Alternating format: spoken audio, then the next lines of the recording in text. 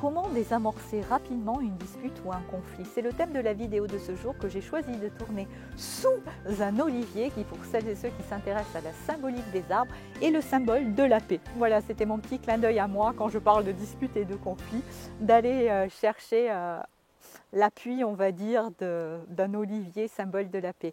Alors, comment on fait pour désamorcer le plus rapidement possible un conflit ou une dispute? J'aurais envie de dire, à partir du moment où vous allez vous rendre compte que vous êtes en train de monter en pression, soit par de la chaleur, de l'agitation, du bouillonnement, le ventre qui se serre, la gorge qui se noue, une sensation de repli ou au contraire de quelque chose qui va exploser, dès lors que vous avez la capacité de percevoir qu'il y a chez vous quelque chose qui est en train de changer dans votre physiologie intérieure, vous allez pouvoir vous faire quoi? Vous donner un grand stop. Et le stop, c'est un mot très efficace que connaît votre cerveau. Et quand vous dites stop, il va dire il ou elle a dit stop. Donc stop, arrêt, ok? Et à ce moment-là, c'est la capacité de dire à l'autre, écoute, stop. Là, on est en train de se parler d'émotionnel à émotionnel. On ne se parle pas depuis la bonne place. Et du coup, stop, on arrête là. Si tu le veux bien, on en reparle un petit peu plus tard, ok? Ça va éviter quoi? Ça va éviter que chacun monte dans les tours, ok?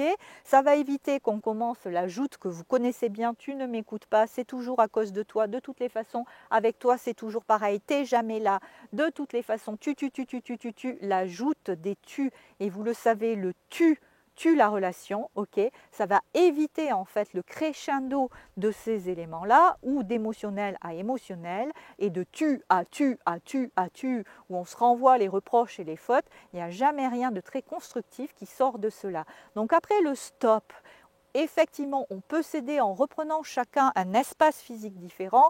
Il y en a un qui peut aller respirer dans le quartier, dans le village, marcher un peu, voilà, reprendre quelque part son espace et retrouver de l'espace et aussi retrouver de l'espace à l'intérieur. Parce que dans ces moments-là, il y a souvent quelque chose qui est un peu comprimé.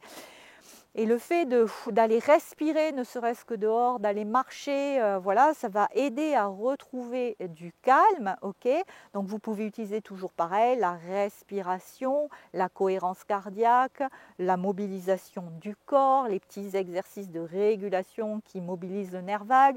Vous pouvez utiliser vos 5 sens, la nature. Tous ces éléments vont vous aider à vous calmer.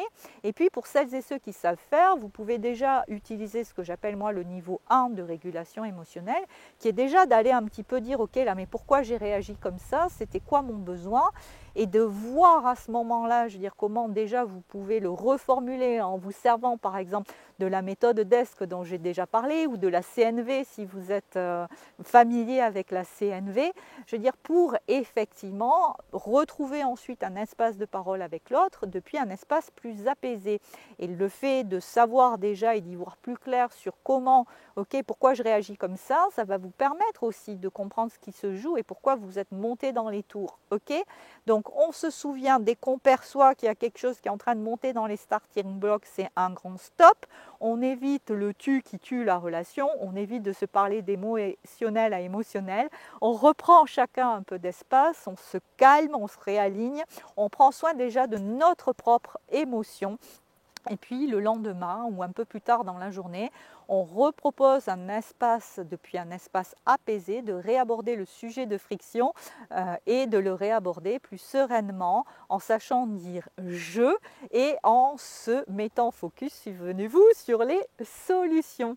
Voilà comment assez rapidement, je veux dire, on peut arriver avec de l'entraînement à désamorcer des disputes et des conflits. Mais ça veut dire qu'à un moment donné, vous êtes suffisamment efficace dans votre stop pour vous dire non, stop, là j'ai l'intention qu'on se respecte et qu'on reste calme.